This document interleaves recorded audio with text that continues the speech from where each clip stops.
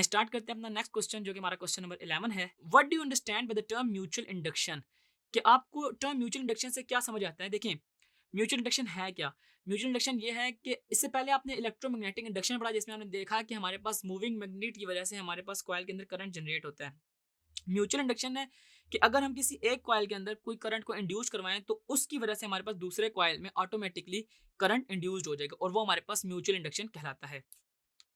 तो यूँ आपने सबसे पहले एक्सप्लेन करना है, the phenomena of production of induced current in one coil due to the change of current in the neighbouring coil is called mutual induction. ठीक है, इसकी एक्सप्लेनेशन में आपने डायग्राम बना देनी और बताना है कि हमारे पास जो कॉइल ए है, इसको हम खुद से सोर्स दे रहे हैं, और जो ही हम सॉकेट को कनेक्ट करते हैं, जो ही हम अपना स्विच को ऑन करते हैं एस को, तो उस कॉइल के गिर्द हमारे पास मैग्नेटिक फील्ड जनरेट होती हैं, और उन मैग्नेटिक फील्ड्स के जनरेट होने की वजह से हमारे पास जो उसके नज़दीक कॉइल है, कॉइल बी, उसके अंदर भी मैग्नेटिक फील्ड इंड्यूस हो जाती है, जिसकी वजह से इंड्यूस्ड ईएमएफ होती है, और हमारे पास गैल्वेनोमीटर पे कुछ ना कोई डिफ्लेक्शन आ रही होती है। और यही वर्किंग प्रिंसिपल होता है हमारे पास ट्रांसफार्मर्स का भी। तो यूँ आपने इसको एक्सप्लेन कर देना कि इसकी डेफिनेशन और इसकी एक्सप्लेनेशन अपनी वर्डिंग में आपने बता दी।